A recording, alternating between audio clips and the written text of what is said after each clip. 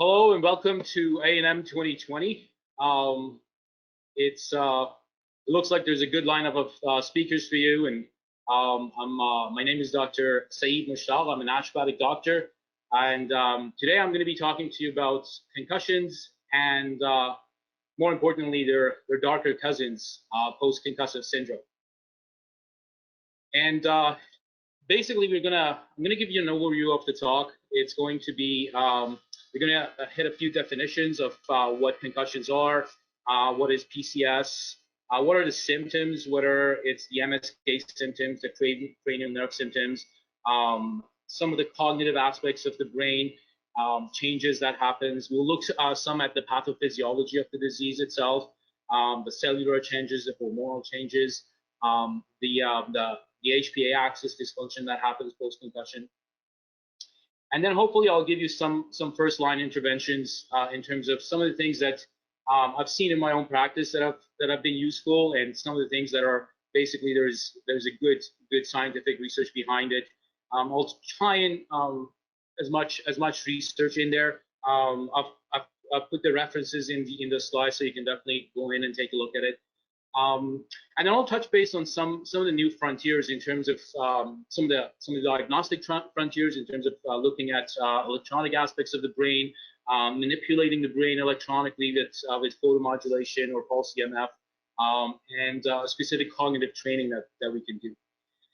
What you will find as I go through this, a lot of the assessment tools that we use in concussion also end up transferring to being used as treatment tools. Even though this is what I want to deliver in terms of the overview, the way I've structured it is I'll start with some of the more complex present type of symptoms, and then pepper it through so that there's a mix of assessment, pathophysiology, symptoms, and treatment tools throughout the lecture. Okay, so let's get on with some definitions. Concussion, basically, it's anything that transiently disturbs the neurophysiology of the brain. Anything that comes from a traumatic force that causes a jarring of the brain, that causes some axonal shearing. And the most important thing about that definition is that it can or cannot coincide with loss of consciousness. In fact, you'll see in the statistics, 90% of concussions don't come about don't come along with loss of consciousness or awareness. In terms of expected recovery time, you're looking at about 6 to 8 weeks overall for all the symptoms to go away and the person to heal it. Now, some of those individuals will not heal. They will not heal for the next 7 months. They will not heal, some to the extent of like 20 years, 26 years later, and when they have looked at some of the studies. And that's where the post-concussive syndrome comes about. It's a cluster of concussion-related symptoms, so some of those acute symptoms of the brain jarring, the brain injury, inflammation, but other cognitive and mood and overall energy metabolism that sets in post-concussion that will have consequences long-term. What PCS is, post-concussive syndrome, it's common in multiple head injuries, but 23% of individuals, that's a quarter of individuals that get a concussion, even after first concussion, they can go into post-concussive syndrome.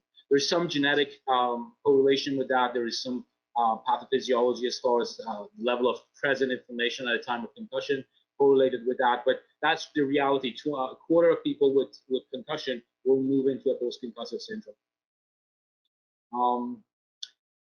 And then the other thing about the studies in terms of population studies on post-concussion is that the majority of the DMS-4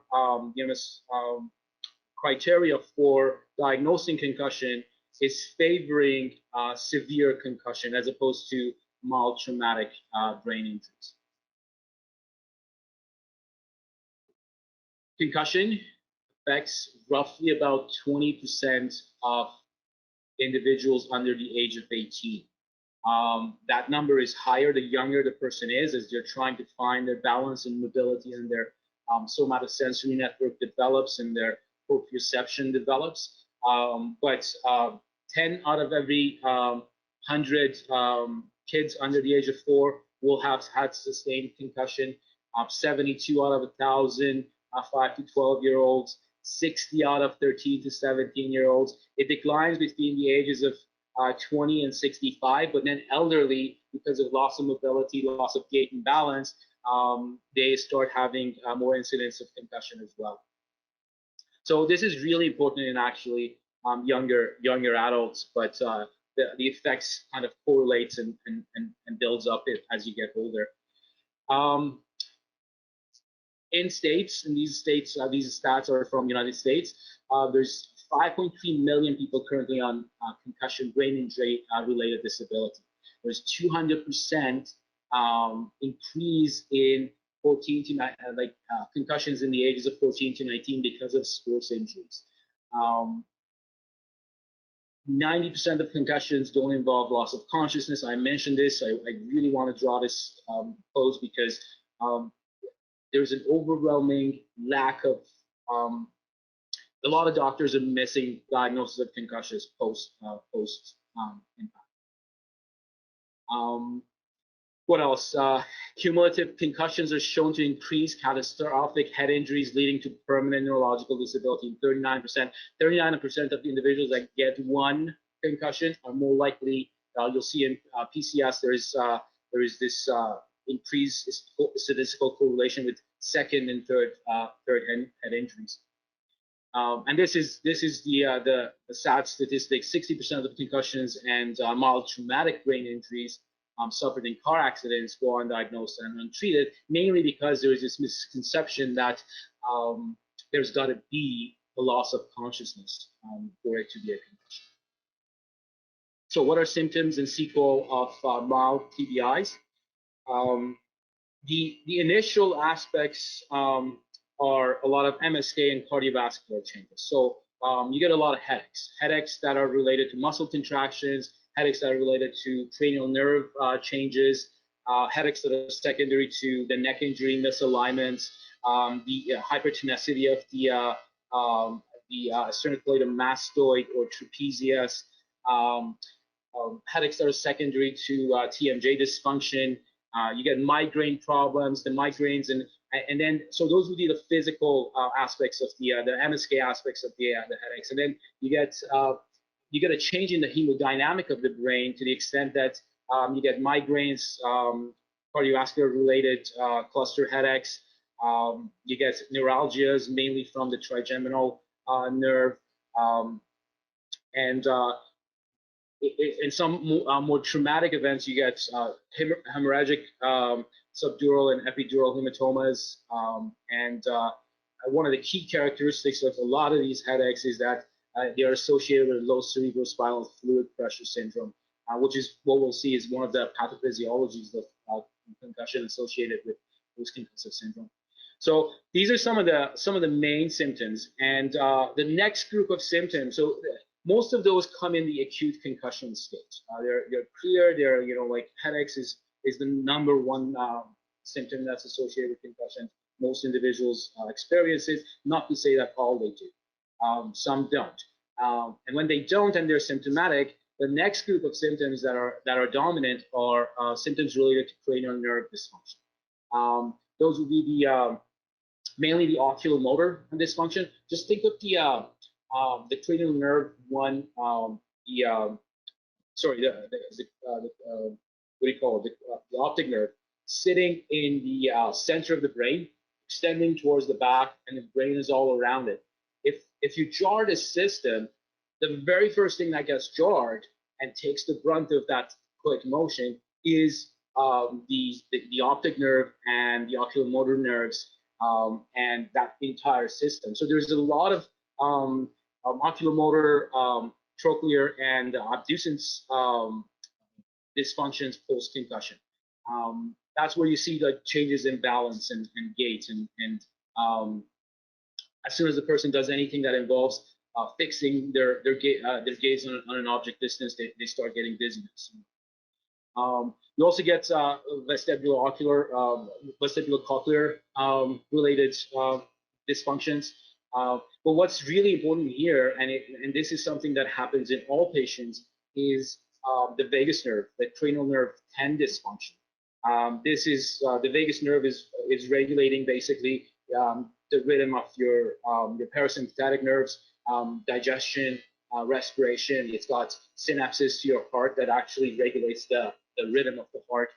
So all of these are things that need to be assessed, and the best way to assess them is basically just going through your basic cranial nerve assessments. If there are symptoms of dizziness, vertigo, tinnitus, hearing loss, blurred vision, diplopia, convergence insufficiency, the inability to actually focus on things that are near, light and noise sensitivity. The other aspect of cranial nerve dysfunction would be the taste and smell diminishing, and loss of smell or taste. So basically, all of these can be assessed going through your basic cranial nerve functions and physical exams. I can't emphasize enough the importance of the cranial nerve 3, 4, and 5. This is something that shows up in every case, even when it's a mild traumatic head injury. Unless it's actually from like a localized kind of a blow, if it's involved jarring, you're definitely going to see these 3 cranial nerves involved. So doing your pupillary light reflexes, the accommodations, looking for nystagmus, ptosis, and checking all the ocular movements. In particular, looking at like the horizontal saccades and vertical and diagonal ways of assessing that. We'll get to that. There's actually, this is one of the treatment and assessment tools that I use in the clinic is something called a CROD. You can check these guys out, CROD Technologies online. It's a ophthalmologist in Vancouver actually that came up with this concept. It's a standardized, basically it's a little rod, C-rod, that looks like a C, and you hold it in front of your eyes and do the saccade. And the way we use it for assessment is I get the patients to move counting from 1 to 30, changing their gaze and focus from one of those yellow dots to the other one. Then you hold it diagonally to test for cranial nerve 4 and 5, and then across the other side. And it's important to get them to test this and to do this 20, 30 times to actually fatigue those muscles, and that's where you actually are going to see and observe the dysfunctions. And then you use it by holding it close, one of the yellow knobs close to the nose, and then the other one far away, and then you can do accommodation exercises back and forth. There's a bunch of other functionalities to this little nice device that we'll cover during the training. The other thing that we need to test as far as the cranial nerve functions would be the balance. So you can do a static or dynamic balance test. You can test all the reflexes. The triangle you see in the picture there, that's called a star balance test. So it's as easy as putting three sets of tapes on the floor of the clinic, each one of them 60 angled 60 degrees, and getting the patient to dynamically put one foot at the center of that triangle, and then moving their foot to the front, to the side, to the front, to the back, to the front, and then switching legs and doing that, and then you can assess if they can maintain their balance. This is something that you're going to pick up more subtle aspects of the balance. The static test is, most of the patients that have more of a problem, they actually show up on the static test, which you basically get them to put their hands to their chest, and you're getting them to lift one leg or the other leg sideways, or bend it, flex it backwards, just to see for your gait. And you can obviously test them for another static test with their eyes closed. What I like to do also is get them to do the heel to toe walk forward and backward. So all of that goes into the initial assessment of the case. Another aspect of the cranial nerve that we were talking in terms of assessment, but also dysfunction post-concussion, is cranial nerve 10, the vagus nerve. Vagus nerve is really interesting. It's it's the center of if you focus on treating the vagus nerve post concussion, most of the problems of post concussion basically slowly diminish. There's a good reason for that. Vagus nerve, as it comes out, it actually has branches, autonomic branches that innervate the aorta, the baroreceptors of the aorta, and then the heart, then the digestive system. But also it's got reflex points from the heart going back to the pons at the center of the brain. So there's this connection between the heart and the brain that's constant. It's that link for what we talk about, the heart and brain connection, that connection that we talk about in TCM. It's all happening through the vagus nerve. Now, through this vagus nerve, through this sympathetic innervations of the heart, there's this constant variation in the rhythm of the heart. So the sympathetic and the parasympathetic nervous system are constantly like stimulating the heart, and the slight variation between the two levels of stimulation is what's creating the variability of the heart rate.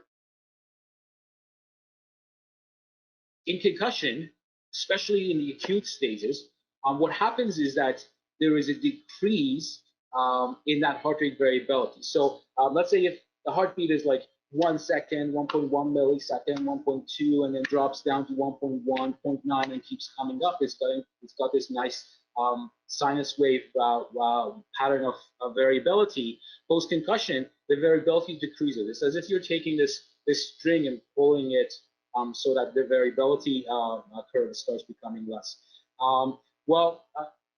A lot of that is because of the very low frequency signals that are coming from the brain to the heart. It's a decreased decline in that, and that's actually one of the signs that there is a hypothalamic pituitary adrenal imbalance happening. But then in post-concussive syndrome, what happens is that there is actually an increase in the variability of the heart rate variability.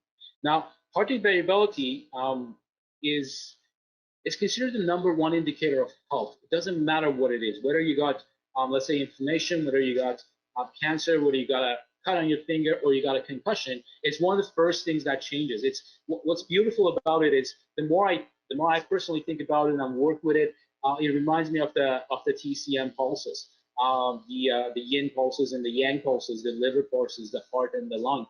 It's got all the signatures of these pulses within it, and it reveals a lot of information about the status of hormones, how a person is sleeping, what is their ability to actually excite themselves, what's their ability in terms of calming themselves. It tells a lot about a patient post-concussion and in a post-concussive state. So this is something that you can measure. There's a lot of devices in the market now for measuring heart rate variability. A lot of smartphones actually have it. A lot of wristbands. There's a ring even up there that you can measure this. So this would be a really crafty tool to have in the office if you're working with patients that have concussion. This is an interesting research. They looked at the changes in heart rate variability associated with cognition, emotion, inhibition, and the aspects of the prefrontal cortex. And basically, there is through the connections within the prefrontal cortex, the amygdala, the sympathetic nerve drives through the medulla into the heart. The GABA, the inhibitory GABA receptors within the brain are actually having an impact on the heart, and then the heart is actually having an impact on the brain waves of the electromagnetic field of the brain itself. So, headaches, MSK problems, cranial nerve problems, and then we'll later on get into the mood and cognition problems. But let's look at some of these acute symptoms that come up and ask the question of, well, what is their pathophysiology? What is happening? What's happening is that initial impact, that initial jar, causes axons to actually shear. They part. There's there's a jarring, there's a shearing effect that happens in the brain, and as it happens, it's for the most part it's the gyri, it's the folds of the brain that get most of the brunt of that shearing. That initial shearing, the brain um, responds to by increasing glutamate, and the glutamate causes this ionic disequilibrium over the nerves, leading to NDMA receptor activation, which pulls in calcium intracellular. This intracellular elevation of calcium will lead into um, accumulation of potassium, lactate, and increase in acidity of the extracellular fluid and accumulation of CO2. So essentially, what's happening is that post concussion energy metabolism starts changing because of external shearing, to the extent that it leads into mitochondrial dysfunction, respiration dysfunction, and also protease activation within the so I'm often initiating apoptosis. So it's initially what you're getting this hypoxia in a way happening within intercellularly, but then secondary to that, you get these chronic altered plasticity and developmental changes with it. As the CO2 starts increasing in the CO2 in the tissue, the brain starts pumping more blood into the brain, to the extent that we see actually changes, cardiac related changes within the brain, and a hyperoxygenation of the venous route. Long-term impacts of this is the BDNF brain derived neurotrophic factor, which is essentially the growth hormone within the brain, starts coming down. That decline is it ties into the NDMA receptor activation. It becomes a vicious cycle of itself, maintaining that initial mitochondrial crisis long term. Now, the NMDA receptor activation has a lot of impact in the state of excitability of the brain. So, and I'll talk a little bit about this later on in terms of the electromagnetic patterns that are associated with this. But what's happening with this essentially is the brain is, if you may, is moving like a few standard deviation closer to a brain that's going through a psychotic episode in a way. There is a lot of activation, but activating the brain at will is something that the person finds difficult. So there's few strategies to actually reduce the NMDA receptor, NMDA receptor activity. We'll touch base on that. The other long-term activity that happens post-concussion is changes in the HPA axis. Now, this is another one of those vicious cycles. HPA axis changes happen mainly because of the body trying to actually regulate inflammation. So glucocorticoid releasing hormones from the hypothalamus increase, leading into activation of further down, like the pituitary, the adrenal, leading into further down to some of the hormonal changes that become obvious on changes in testosterone and progesterone. Another, the altered blood flow. I touched on this. The brain is trying to oxygenate the blood because it's loaded up in CO2, but at the same time, in the process of the heart trying to help the brain in with the concussion, you get actually accumulation of the active oxygen species within the heart because it's overworking, it's overtrying. So there's a lot of inflammatory oxidative damage that happens afterwards, but there's also this altered plasticity that comes about because of the growth hormones within the brain, the BDNF, but also the some of the androgens and growth hormones systemically that contribute to the process of post-concussive symptoms actually sticking. This is another aspect of the pathophysiology, changes in the cerebrospinal fluid. What you see is you're seeing an increase, a depression of oxidative metabolism within the connective tissue of the brain. This is because of the cytochrome oxidase changes that happens post-concussion. There's actually a change within the cerebrospinal fluid in terms of the pressure, intracranial pressure as well, that can become long-term. And there is, you also get sleep disturbances. Now, sleep disturbances, I think when I talked about regulating the HPA axis, this is at the core of that too, because if you're regulating sleep, you're improving HPA axis dysfunction. If you're improving HPA axis, you're improving inflammation. You're improving a lot of the outcomes associated with concussions. This is a study they did it in 2016. They were looking at they're trying to understand why certain workers after mild traumatic brain injuries, what are the chances of recovery and return to work, and what is the correlation between that aspect of their health. What they found was that there is a high global disability where there is clinical insomnia and pain as a sequel of concussion. The other thing that they found out was that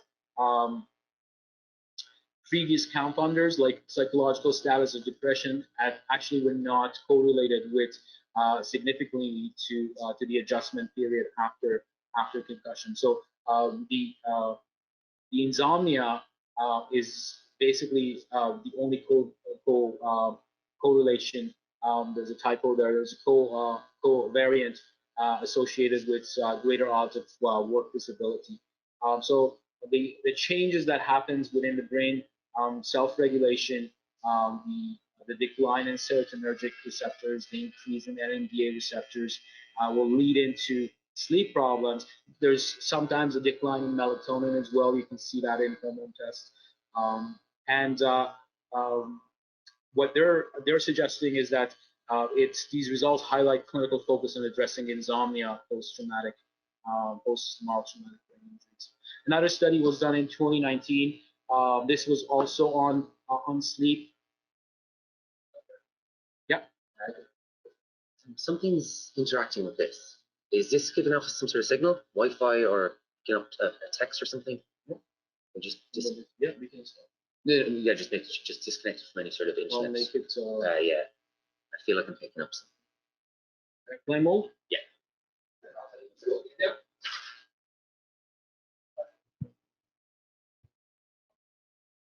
Okay, so getting back to it, you know, I can actually hear too, eh?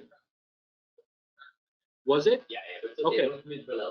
Because I can hear a slight buzz. I think it's the computer fan too. Is that what I'm picking up? Yeah, okay. We're going to deal with that. I can adjust levels anyway. It's just good to know what it is. Okay. Yeah, all right. So far, so good? So far, so good, yeah. Okay, man. All right. Yeah. Just going to check the time.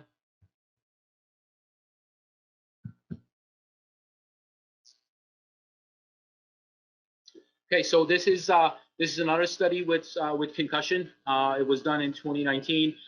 They looked at basically there's 138 different individuals. They were looking at the sample and looking at correlation again between insomnia in adolescents with slow recovery from concussion. And what they found was that insomnia was significantly associated with more cognitive complaints and higher rates of failure on performance. But not with actual objectively measured cognitive abilities. So there is not only a change cognitively, most of it happens within the subjective aspects of the person's ability, and that higher insomnia severity is associated with greater previous concussions, meaning that if someone had multiple concussions, most likely the insomnia is going to be more severe and more difficult to manage. There's a big case for sleep post-concussion in helping individuals with their sleep cycles, and a lot of that is a lot of initial treatment that I do is focused on sleep. Now, there's an interesting correlation between sleep itself, hormonal regulation, HPA axis dysfunction, and the changes that happen in hormone levels, especially testosterone and androgens, in the sense that low androgens, testosterone is an amazing inflammation regulator. But if there's insomnia, and as soon as there is 4 or 5 days of repetitive loss of sleep, even if that means the person is still sleeping 5-6 hours, so anything below that within a week will lead into a decline in testosterone, 10-15% decline, and then the problems just continues on from that. But the decline in testosterone has a negative feedback loop on inflammation regulation. The left is the TNF alpha, the interleukin 6, the OPG, all of these inflammatory molecules that are downregulated by testosterone starts climbing up, or if they've been already climbing up within the brain, they actually this ability to actually manage that and bring it down starts coming down from testosterone. Testosterone, the other thing that it does, it actually regulates C-reactive protein within the brain and through its impact on the brain. What I find another interesting connection between hormones and post-concussion, there's a couple of studies that have focused on using neuromodulators and hormones post-concussion. There's one that was done with traumatic brain injuries. This was done on a I think it's a rat model of post-concussion, and also there's an ongoing clinical study that's happening in humans. What they find is that in acute phases for those the glutamate-related neurotoxicity and mitochondrial dysfunction, in acute phases, an infusion of progesterone seems to actually be helping on the symptoms, and there's a reduction, 50% reduction in cases in 30 days studied after, and then 6 months later in cases going into post-concussive syndrome. So there's a case to be made for progesterone as well. The data is a little bit just emerging on that, but what I like to do is I always like to do a hormonal test post-concussion as well, looking at all these elements and looking at the HPA axis. So once you've had these chronic inflammatory things set in within the brain, the HPA axis dysregulation, the hormonal dysregulation, that's where you get some of the psychological and some of the somatic complaints of post-concussion showing. What are those? These can happen, by the way, in the acute state, but they're usually slow, insidious onset afterwards. Past that 2 month mark of the inflammatory stage, they start coming up. You can get irritability, anxiety, depression, personality changes, post-traumatic stress, becoming hypersensitive to stress and all sorts. Fatigue is a common thing, whether it's a brain fatigue or physiological fatigue. We talked about sleep disturbances, changes in libido secondary to the changes in progesterone and testosterone, loss of appetite, and a lot of times that vagus nerve dysfunction that was happening will lead into nausea.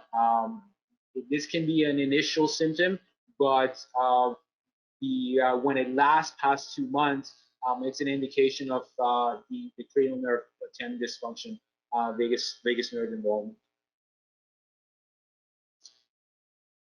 A couple of studies that looked at the correlation between depression and mood and concussion, and basically what they're finding is that the first one studied 120 patients post head injuries with regards to depressive symptoms, and what they find was that the subjects did not manifest depressive symptoms until at least 6 months after being injured. So the depression, the mood aspects of changes are a lot of times are delayed onsets. A lot of time they set in when that inflammation becomes chronic, that changes in the neuroplasticity start happening, and the ability of the brain to excite itself, even though it's constantly excited, on some levels is not there, so depression starts setting. And another aspect of mood changes is that younger patients are more likely to be apathetic, whereas older patients are more likely to be depressed. So this is that classic kind of post-concussive state that kid that starts losing their social connections, their friendships, and could be very motivated, but they kind of withdraw from their surroundings. That apathy starts setting in, mainly because of the changes in the mood network, and the anxiety and depression. I touched on this in terms of the alterations in the HPA axis in the context of the concussion itself, but also in the context of the depression that comes secondary in the post-concussive state. You're getting corticosteroid changes, you're getting gonadotropin changes, cortisol starts coming up, thyroid dysregulation starts coming up, and a lot of these of in itself, and there's insomnia, what we can see is there is reduction in testosterone levels, and then a chronic level of increased cortisol, which can later on lead into low cortisol status altogether. But norepinephrine comes up. This is another aspect of that what I was talking about. But it's as if the person is moving slightly in terms of the Z-scores towards having a psychotic almost episode as far as that trauma goes. And then the very last thing that starts coming in as far as symptoms in terms of post-concussive syndromes is the cognitive impairment aspect. So changes in memory dysfunction because of involvement of the hippocampus and some of the signals that go towards it, towards that deeper centers of the brain. There is impaired concentration and attention, and there's a really amazing correlation. I shouldn't say amazing, it's sad, but there's a correlation between attention disorders and concussions to the point that by the time you've had 3 concussions, you're 3 times more likely to have ADD. I'll touch on that a little bit.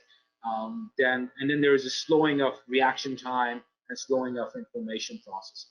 So we do have a lot of tools to assess, measure, and train those initial aspects of concussion. But when it comes to the cognitive aspects, that's the area where a lot of the frontier tools tend to help in terms of whether they're cognitive exercises or directed neurofeedback exercises for the cognitive aspects of the brain function. The correlation between ADHD, this was a study of the Kent State University athletes. They looked at 139 students, and they were trying to understand, is it the kids that have more ADHD, are they more prone to concussion? That was the intent of the study. But what they really found out was that athletes with ADHD were more likely to report a past history of a concussion than those without ADHD. So is it that this is statistical correlation? Yes, individuals with the ADHD have more chance of and a history of concussion, but a lot of times the concussion actually predates the diagnosis of ADHD. Flip side too, multiple self-reported concussions are more prevalent in athletes with ADHD and learning disabilities. So this is the later aspects of the post-concussive syndrome, where the initial symptoms of, let's say, headaches, cranial nerve dysfunctions, dizziness, lack of oculomotor responses, all of those have slowly gone away. Perhaps the mood has come up as well. The insomnia has disappeared, but there is now learning disability and attention disorder setting in long term.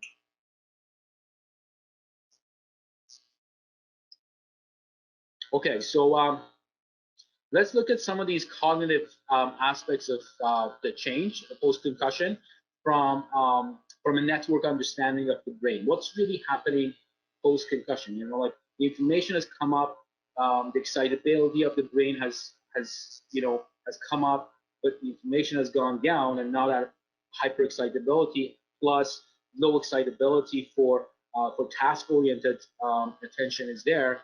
But what is happening within the brain electronically?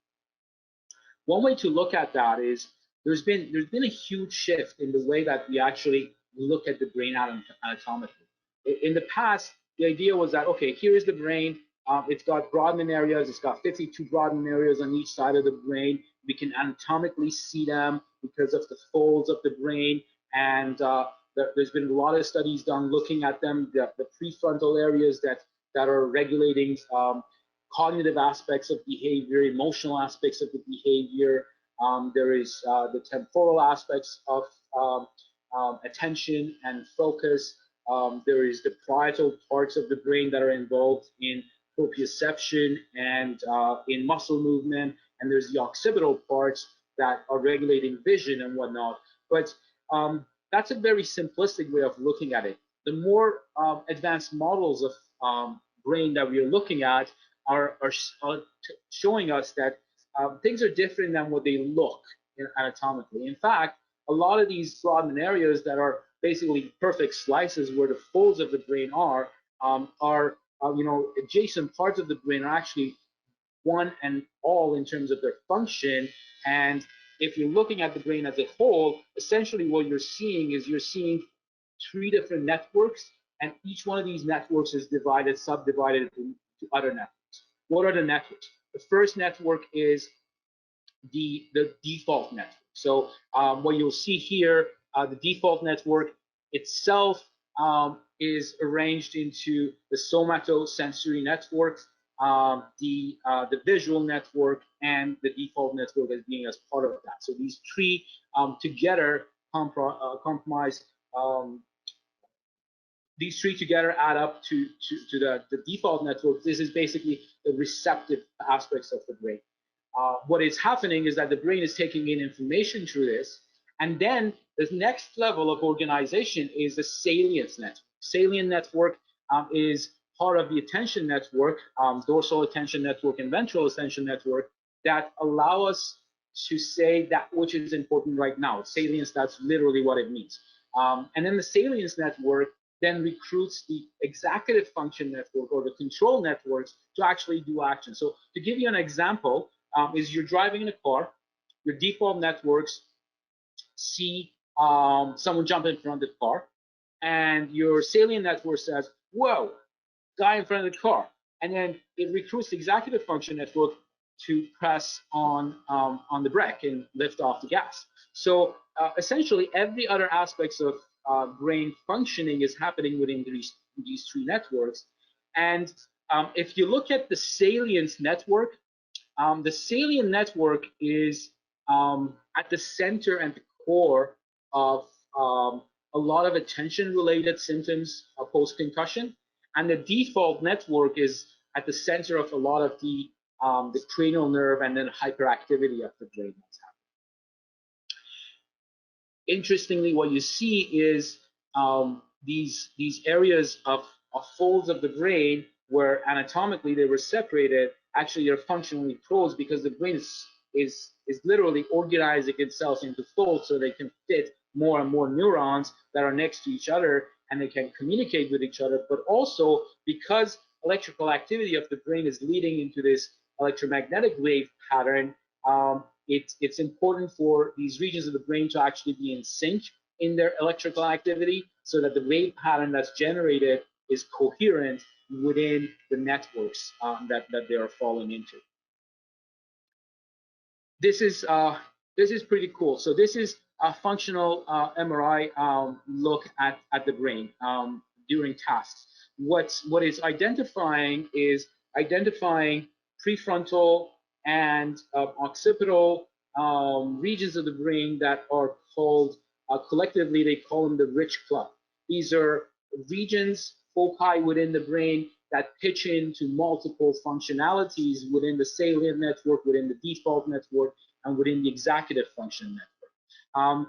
Interestingly enough, the rich club, again, fall over the folds of the brain, which means that they're more prone to the jarring motions post-concussion.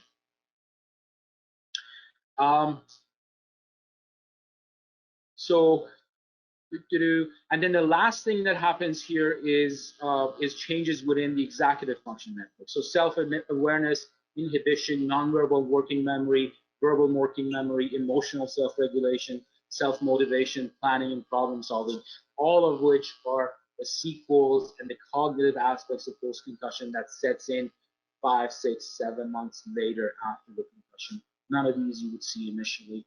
You may see momentary changes in memory, but loss of memory networks and loss of hippocampus and in the prefrontal area connections happens a lot later. So how do you assess these cognitive aspects? One of the tools that I personally use in the clinic is EEGs, electroencephalograms. They're pretty cool because nowadays with the technology, if basically just to give you a sense of what it is it's a standardized cap that goes over the patient's head. It's got 20 different electrodes, silver electrodes there, and the idea with that is that if you put an electrode in an electromagnetic field, it's going to generate a little bit of current. So you can actually take that current, amplify it, and measure it. And once you measure it, if you have the background beat of the brain, then you can remeasure it post-concussion and find out if the concussion has happened or not. So a lot of the tools, assessment tools, rely on this pre-concussion assessment. So EEG relies on that. However, if you have a big database of individuals which have had concussion and a big database of individuals which have not have concussion, and then you can compare a patient post-concussion and look and say, okay, does this brain fare out compared to normal healthy individuals? Does it fare out compared to normal post-concussed individuals, compared to post-traumatic stress individuals, compared to attention disorder individuals and whatnot? So it's a really crafty tool in that sense. We use it it's as a diagnostic criteria, as a diagnostic tool. And what you do with this is the electrodes obviously are recording the brain waves, and you're measuring the power of the power underneath each electrode in terms of its ability to generate the electromagnetic waves, the beta, the alpha, the theta, and the delta brain waves. What happens is, the way to think about these brain waves is, if you can think of the delta and the theta. The delta is the slowest frequency. The theta is a little bit faster than that. Then it's alpha. It's got more cycles per second. And then it's beta. Alpha is that gate between subconscious, the delta and the theta, and conscious, which is the beta.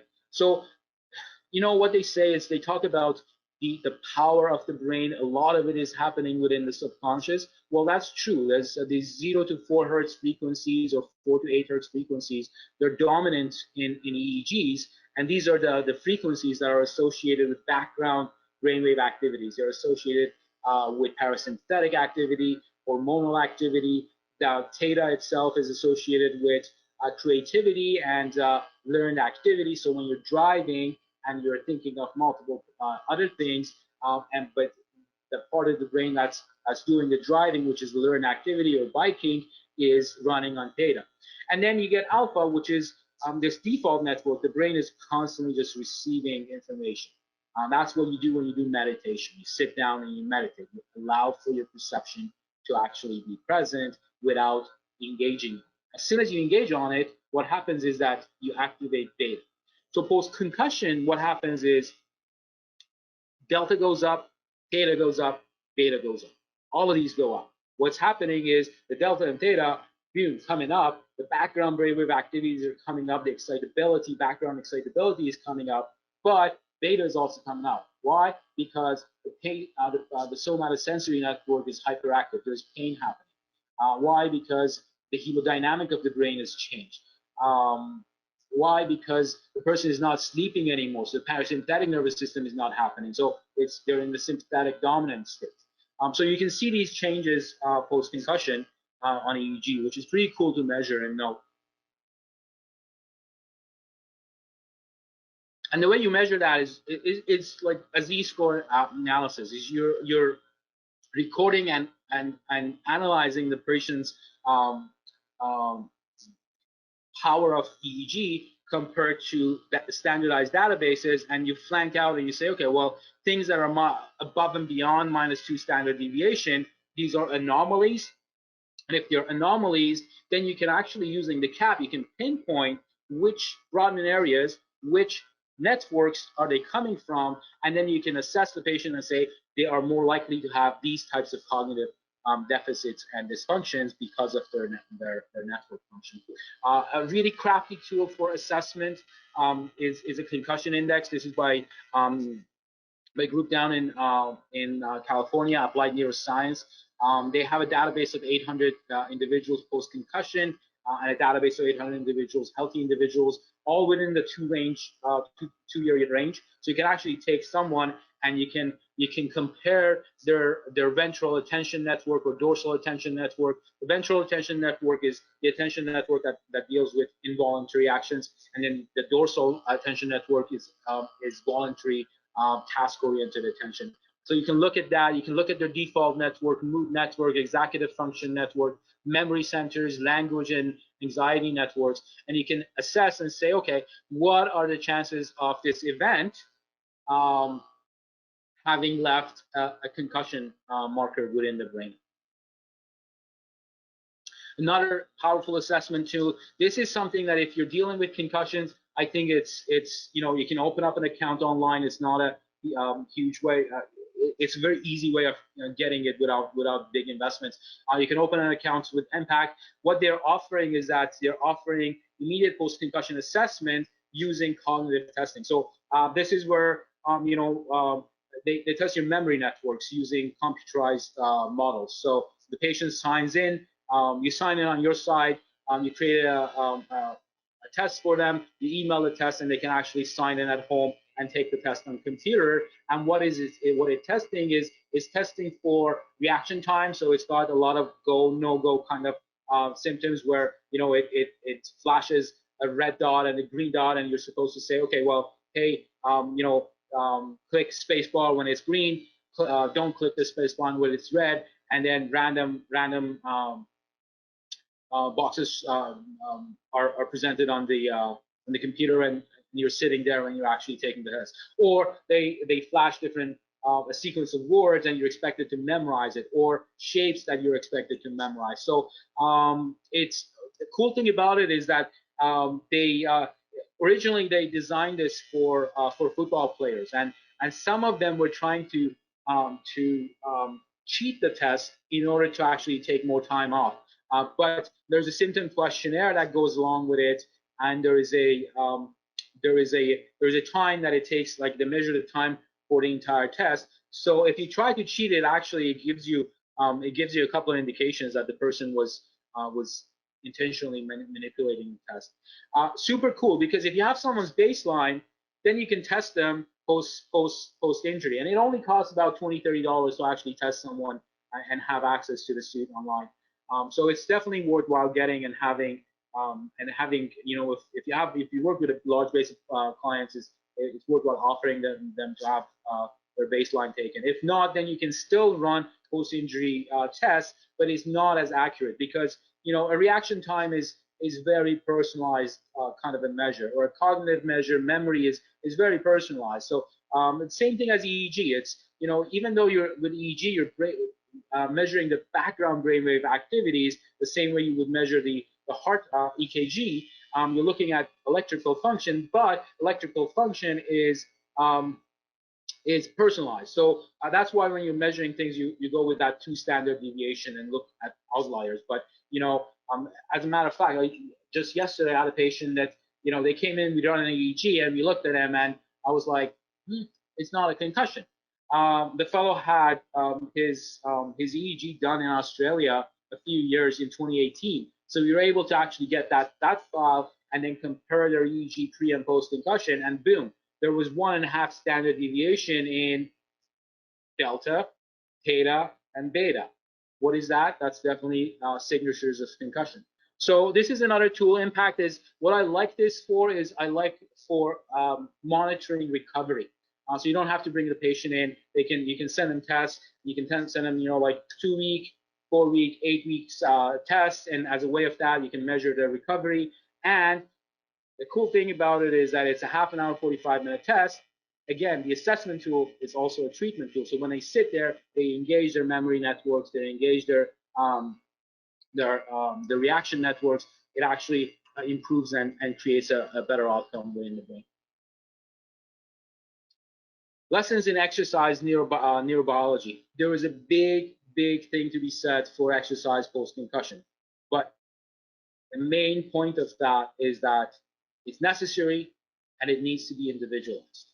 Why? Because there's some research group have actually tried to use concussion lessons in exercise concussion. They've been using a graded exercise as a way of concussion testing. So basically bringing up someone's heart rate and seeing if they have like cognitive symptoms or rather pain, dizziness, whatnot that sets in post-exercise. So using aerobic exercise is a way of monitoring symptoms.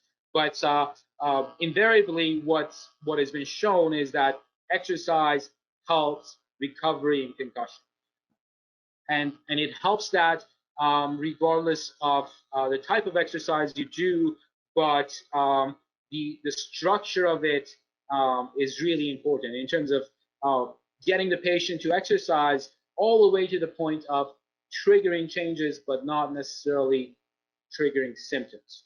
So finding that's what I can tolerate aerobically, but also what we call yin exercises in terms of stretches and whatnot is important. And it benefits all aspects of cognitive performance, cardiovascular changes, the brain performance, fatigue reduction, stress reduction, mitochondrial dysfunction reduction. All of that is part of the exercise physiology. And a lot is to be said about the endorphins in this case. The endorphins and 5-HTP release, and also activation of the opiate system. So one of the things that I really like to do with all the patients is I get them to do a 15-minute stretching exercise. I get them to do a yoga practice post-concussion, because that's immediately is going to trigger their endorphins, immediately going to trigger their 5-HTP receptors and opiate receptors, so it decreases their pain threshold. The other thing that's is part of to be talked about as part of the exercise and in terms of interventions is the visual exercises. Like I said, cranial nerve 3, 4, and 5, they get the brunt of most jarring. So a lot of concussion protocols underplay the value of visual training. You know, it's as a kid, it took 2 years for most of us to actually be able to stand up and walk. A lot of that is coordination between our somatosensory kind of reflexes, our visual reflexes, our oculovestibular reflexes, but it's a learned behavior. If you actually jar those connections post-concussion, it's going to take a long time for you to practice and relearn. So it's really important to set that expectation with patients. You know, if you're going diagonal up and down and up and down and up and down, and you get to 15 and you're feeling dizzy and whatnot, hey, those nerves, those connections between the oculomotor nerves, they have been disrupted. It's going to take a good 5-6 months of doing this 3-4 times, pushing yourself to the point of getting dizzy, pushing yourself past that before you can regain function of these muscles. So there's a bunch of exercises that I like to actually prescribe for most patients with visual exercises, visual impairments, especially after post-diagnosis. So one of the easy ones is getting them to look at wall and picking up a bunch of objects and going clockwise and then going clockwise as a way of being able to actually stabilize their gaze. Another one is horizontal adaptation. You get them to look at something and then you get them to turn their head and turn their head. And as they get better on that, what I like to do with them is I get them to do just bring their arms up and stand and do this.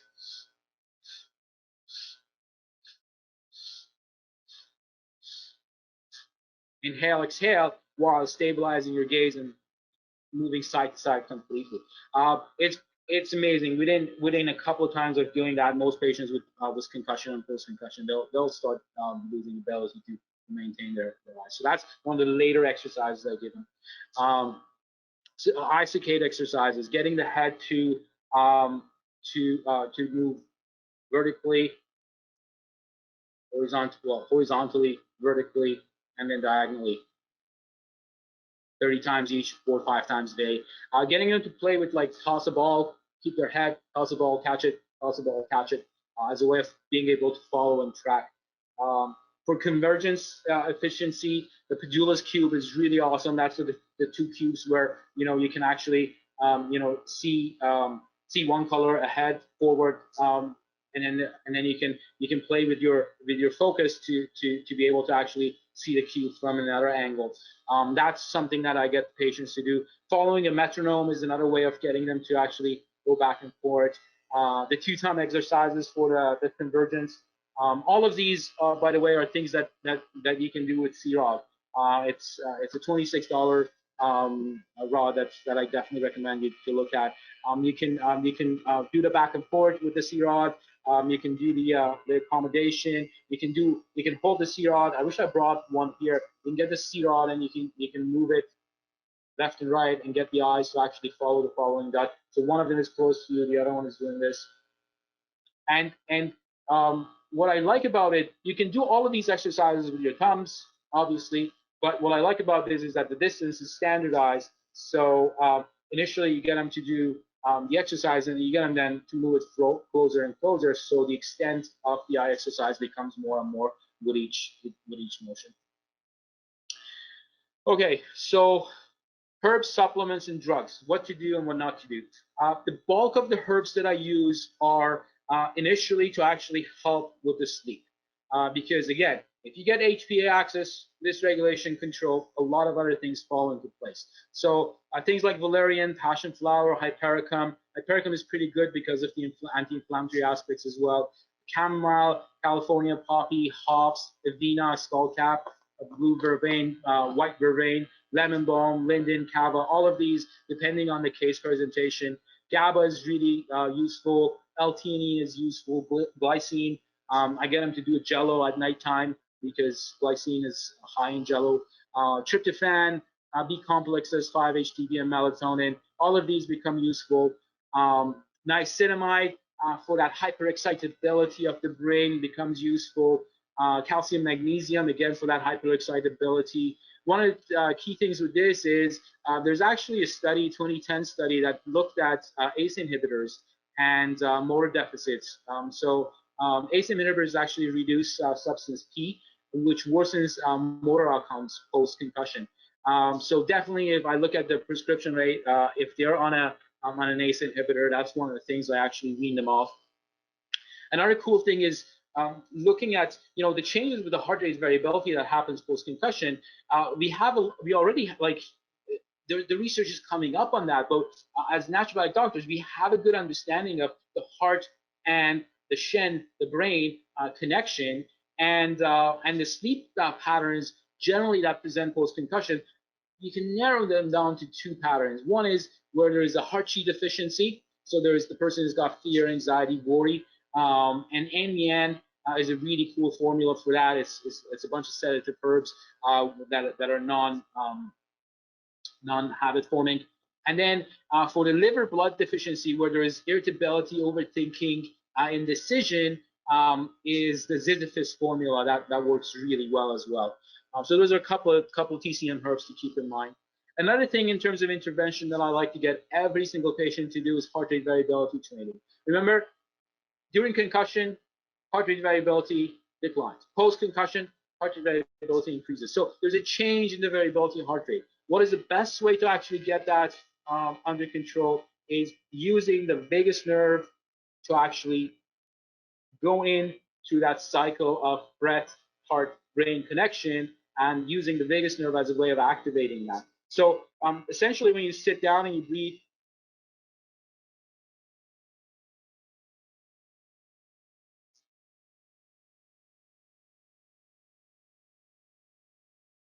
you're expanding the diaphragm, and you're releasing that. And if you're breathing in a way that you're breathing roughly about 5.56 seconds per breath cycle. So on the count of 1 to 4, inhale. On the count of 1 to 6, is slightly more exhale. There's a lot of videos out there. There's a lot of devices nowadays that you can measure heart rate variability and do the training. But basically what you're doing is you're literally pinching your diaphragm around the vagus nerve, sending a reflex parasympathetic signal to the pons of the brain, with synapses back into the heart, setting the variability of the heart. So the three rhythms that are constant in your body, breath, heart, and the brain, you have an endpoint to regulating and singing the three of them through the breath. So I get patients to basically do this. I get them to commit at least half an hour to their healing journey post-concussion. And 7 minutes of that in the morning and night is the breathing. Another 15 minutes during the day is the yoga, and then another 10-15 minutes is exercises. So those are the three the half an hour kind of commitment I get every patient to do it. But what this does is it helps the autonomic nervous system, it helps emotional regulation. Over time, it enhances neurocognitive processing performance, and it enhances focus, visual acuity, and readiness within the brain. Then I do some diet consults with them. I try to balance their fatty acids. This is my pyramid for fatty acids post-concussion. I try to wean them off all omega-6s if I can because of the pro-inflammatory effects. If possible, I get them to only do grass-fed things. But I build it heavily on the olive oil and avocados and nuts and seeds and omega-3 fats, and then try to minimize those ones, mainly because of the anti-inflammatory protection and direct membrane and indirect membrane modifications in terms of signaling, which I'm sure all of you know on this. Okay, so the next thing that's important is doing some dietary intervention post-concussion, and that's important both for the acute state, but also for the post-concussive state. During the acute state, one of the best things is to do a short ketogenic diet.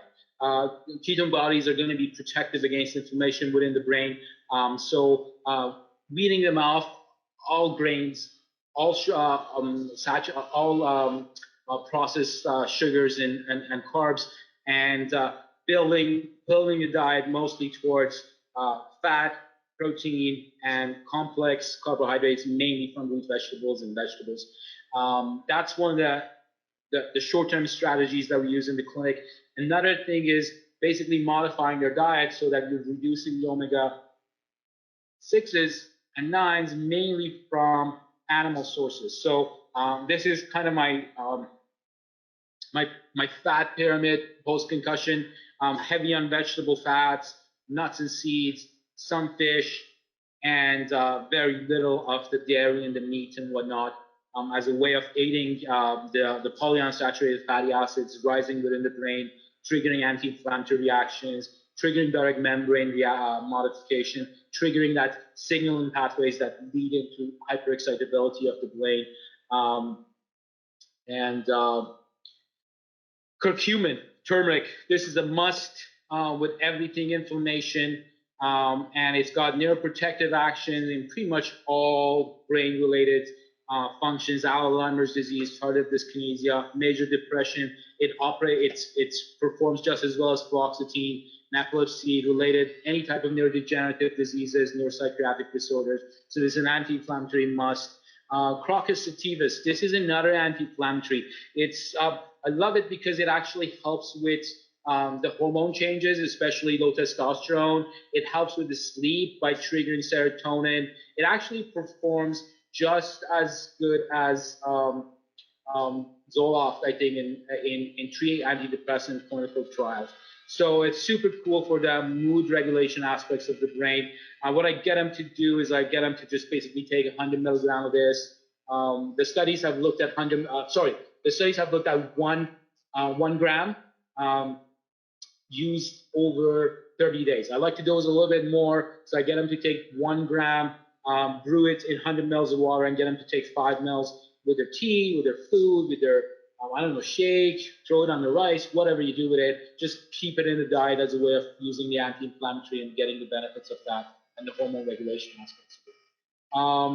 Obviously, with the vagus nerve, the gut-brain connection, generally speaking, you can get this chronic kind of like, I don't know what's going on. It's a little bit nauseous, a little bit that feeling within the gut.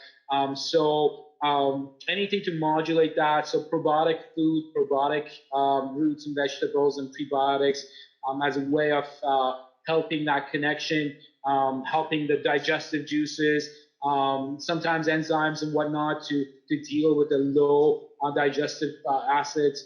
A lot of bitter herbs into the diet to help the liver. Anything that gives the parasympathetic vagus regulation of the gut an added advantage and a bonus is a good thing. Then in terms of herbs, what I like to use is any of the adaptogens that help the HPA action access, especially if they have impact on androgens, on brain-derived neurotropic growth factors that go down because of the NDMA receptor stimulations. And I like to use more of yin tonics as opposed to stimulators. That's what the slide should say, yin tonics. So pine pollen, pollen-tini, ashwagandha, rhodiola, lion's mane, vitamin D, alpha GPC. The first three, pine pollen is actually a source of racinosteroids that are bioidentical to DHEA, testosterone. They're phytoandrogens. They don't bind to the receptor irreversibly. So once it's in the system, a little bit of it goes a long way. So in patients that have low testosterone status, low progesterone status, pine pollen actually has some progesterone as well. That's one of my main to-goes. Ashwagandha as a way of, again, boosting the testosterone. Rhodiola, similar thing. Lion's mane as a way of regulating the hyperexcitability of the brain, inflammation, but mainly as a way of getting those brain, hypothalamus, brain, hippocampus connections of memory connections. Vitamin D because of its impact on testosterone. And then lastly, alpha GPC, which is a choline derivative that increases brain-derived neurotropic factor. So getting the brain some growth factors to actually heal itself. Interestingly, if you do like a 10 minutes of jumping jacks, that's one of the first things that increases brain-derived neurotropic factor. Sadly, in a lot of the initial stages of concussion, you can't get them to do jumping jacks, otherwise you're going to trigger symptoms. But that's something to keep in mind. Exercise actually triggers BDNF. And then some of the frontiers in terms of some of the cool kind of treatments that are out there that science is coming up for them. One of them is photomodulation, so applying red light therapy directly to regions of the brain that are affected. Red light therapy that ranges between 980 nanometer cycles to 1064, and then between 600 and 940. So two different wavelength ranges that have different impacts. Essentially what they do, what photomodulation does, is that it works on the heat light gated ion channels, and it works on the cytochrome C oxidase channels within the mitochondria. So it has an inhibitory effect on the reactive oxidative stress, reactive oxidative species that are coming up because of the inflammation. But then it does a mitochondrial rescue by helping cytochrome C oxidase to help ATP generation. So super cool. There's a lot of there's one study, 2019 study, that followed post-concussive patients and looking at LED photomodulation. So this is not laser. This is like red light in the ranges just below laser that doesn't necessarily get absorbed by the skull. So it actually goes past the skull into the brain tissue. There's a bunch of studies on it, on photomodulation, post-traumatic brain injuries, but transcranial red light, infrared light treatment. Essentially what it's doing is it's increasing blood flow angiogenesis. It's reducing, it's anti-apoptotic, it's reducing cell death post-concussion. It's increasing antioxidant ability to increase superoxide dismutase. It helps production of survivin, which is a protein that protects against cell death post-inflammation. It helps with cellular migration, so those, it triggers germ cells to actually migrate to an area and start healing it. Reduces edema, improves cerebrospinal fluid flow. It triggers new synapses to form. It's amazing. It gets BDNF alpha to work. Overall, final outcome is that it leads into new neurogenesis. So it has a lot of good functionality when there's concussion, but also when there's post-concussion.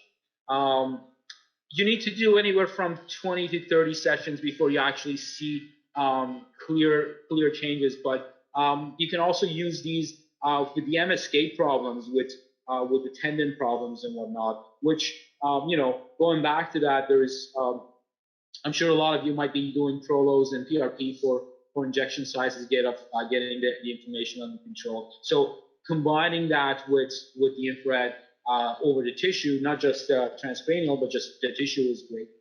Another frontier in terms of the research that's coming in is pulse EMF, applying pulses of electromagnetic wave directly to regions.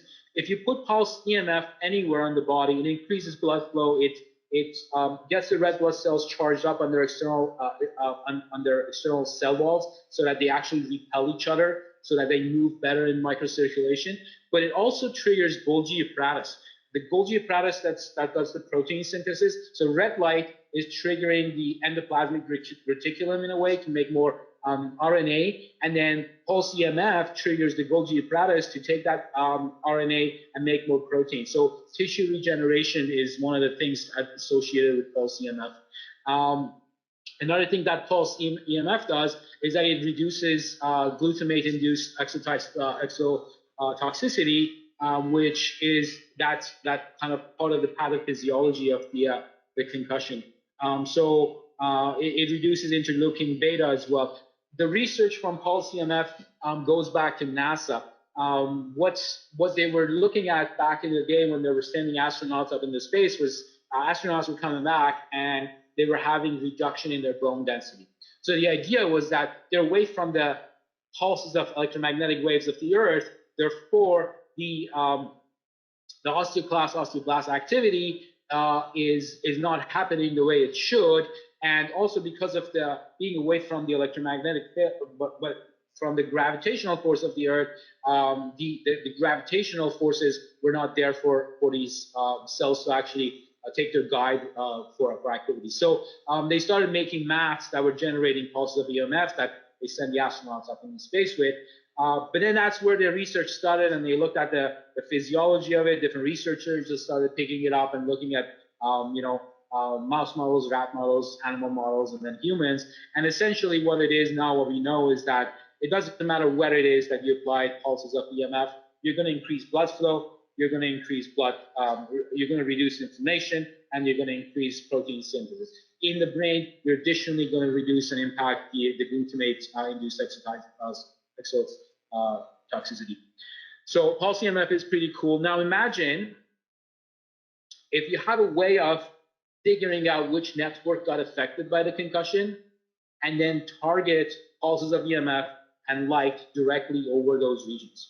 So essentially, it's kind of like scanning the brain, looking at its electrical activity, figuring out what are the downs and what are the ups, and using targeted pulses of EMF to trigger those regions to go into reduction in inflammation and regeneration, cellular regeneration. So that's one of the cool frontiers, and I encourage you to look into the research if you're working with patients, a good group of patients that have concussion.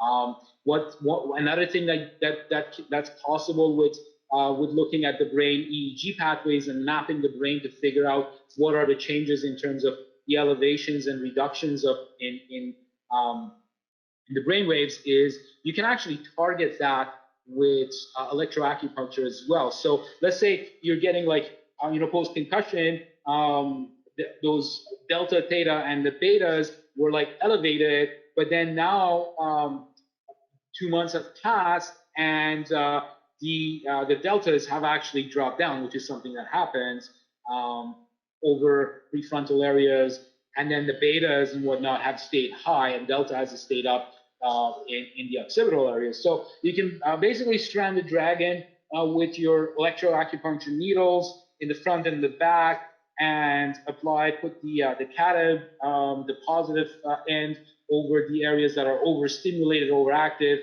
and then the anode, the negative end, over the areas that are underactive, and apply microcurrents. And the microcurrents are going to actually shift the hyperexcitability of the brain as well. So using electronics in a way, pulse EMF and light is really the frontier in terms of treating concussions, and there's going to be a lot of research in the decades to come because it's fairly new, or it's only been researched in the last 5 to 10 years at the most. Another thing that's important for retraining post-concussion is neurocognitive training. Neurocognitive training can happen in many ways. Neurocognitive training can happen in the context of the impact test that I shared with you, which is looking at reaction time, looking at memory networks. It can happen within some of the online suits of brain regulation. So Brain HQ is one of the suits that we like to use in the clinic. It's brainhq.com. The patients sign up for it, and they get specific exercises depending on the cognitive deficits that we identify. So if it's their memory networks, we get them to follow the memory suit. If it's their speed reaction time, we get them to follow the speed reaction time. If it's their attention, we get them to do that. So it's one of the easy ways of getting the patients to actually engage in their own healing. And then another way is using the same equipment, the EEGs, for identifying these elevator excesses as a way of writing a program for a patient to get them to do neurofeedback. Now, what's neurofeedback? I think there was a slide that I skipped. I'm just going to quickly go back to it. It was when I was sharing with you the EEGs. There we go. So the origin of neurofeedback. So this whole ability to actually measure EEGs, a lot of it goes back, all of it goes back in NASA as well. It goes to Dr. Maurice Barry Sternman. He was running a sleep research lab. He had implanted electrodes in the cat and monkey's brains, and had these cats sitting in a cage looking at this chamber through which mouses could just run back and forth. So these cats were like super excited. They couldn't touch it because there was a barrier, but they were super excited. They were sitting there and looking at the cats. And what he identified was that there's this sensory motor rhythm. So when you're actually like consciously aware, awake, motionless, and alert, your brain is making 12 hertz to 16 hertz signals. So these are the beta signals. So these are just above alpha. Just the early stages of beta, that was the beginning of doing EEGs, electroencephalograms. Nothing other than came up with that research, except these cats got shipped to another lab in NASA as well, that they were researching impact of an anti-seizure drug. They were looking at seizures, hydrazine-induced seizures, and looking at what other drugs can impact that. But what happened was that these cats that came from the Sterman's lab, that was just basically measuring their electrical activity, they had a higher LD50 for hydrazine. They had a higher tolerance for hydrazine before their brain would go into seizure. So essentially what that was that, hey, observation of the brain will lead into increased capacity of the brain. So if you're able to sit there in silence, alert, motionless, you're actually increasing brain capacity. So there's a lot of research that's been done with that since then, and for the most part, what they're finding is that EEG, there is a good space for and a case for EEG neurofeedback post concussion, post traumatic stress, post TBIs, especially when there is a deficit of cognitive function. So how does that work? You look at the brain, you say, okay, which networks are affected? What's the most affected network? Let's say, for example, it's the salient network. It's the network that allows you to say that which is important. So, there's a lot of information coming in through the default networks. The salient network is filtering it, is able to not get overwhelmed by the amount of light that's coming in, by the amount of noise that's coming in. is able to actually filter in and maintain focus on conversation with one individual in a noisy room. But post-concussion, the salient network is affected. The person can't tolerate light, noise. They can't, their attention is disturbed. So this is the network that's most affected. Now, where is it affected? Is it affected over alpha, beta, theta range? Is it underactive? Is it overactive? What stage of its healing is it at? So you identify these areas and say, okay, every time, let's write a program.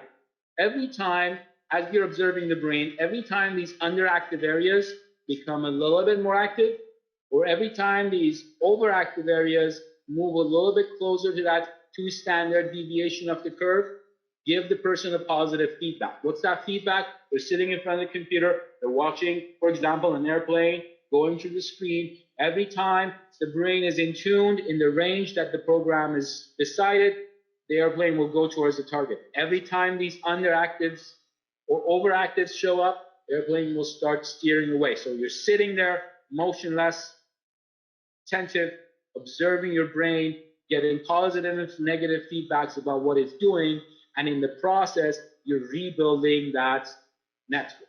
If that network is the salient network, if that network is the emotional network, if that network is the ventral network of attention or a dorsal network of attention, it doesn't matter. As long as you write the program for it, you can target neurocognitive training. So neurocognitive training using neurofeedback. The goals, the takeaway from neurofeedback is what they have looked at. There's a lot of studies looking at it in terms of traumatic brain injuries. There's a lot more studies looking at it in terms of ADD, ADHD. It's considered the first line therapy in terms of treating children with ADHD. It's just a lot of doctors don't have 20, 30 sessions to sit down with a kid and train them or the equipment. So prescription becomes the first line. But in terms of its capacity, it's got a lot of capacity. The one thing to take away from looking at all the research around neurotherapy is the more number of electrodes within the brain, the faster the treatment outcomes. The less number of the deviants, the faster the treatment outcomes. And I shouldn't call it treatment, it's training. It's literally putting someone into the gym and getting them to train. Why is that? Because let's say you have these underactive, overactive areas. Well, this network has got more than 10 nodes. It's got more than 4 nodes. It's got 10 nodes. The rest of the nodes can actually pitch in and learn. If you're training the whole brain, the rest of the nodes can pitch in and help the deficit and excesses as a way of learning. So the more number of nodes present, the faster the changes happen. So this is it's a bunch of research that's been done since Barry Sternman, looking at EEGs and neurofeedback and QEEG, quantitative EEG guided biofeedback for the brain. Neurofeedback, by the way, is a biofeedback. It's just targeted at the brain, therefore they call it neurofeedback. So, and all of them are finding that there is changes within the attention network, within the depressive markers, within the recovery symptoms, cognitive symptoms. Anything that you look at is positive changes. And that, I believe, brings me to the end of the talk.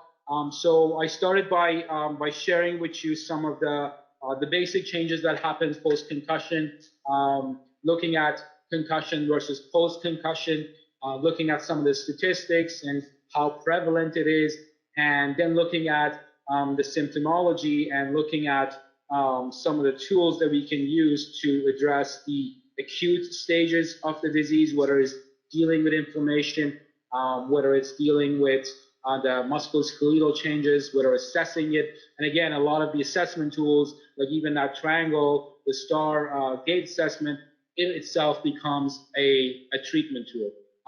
The CRAW itself becomes a treatment tool. The EEG becomes a treatment tool. The impact becomes a treatment tool. So a lot of the assessment tools then translate into treatment tools.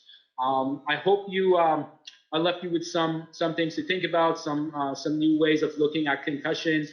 And thank you very much for being here, and wish you a very good day.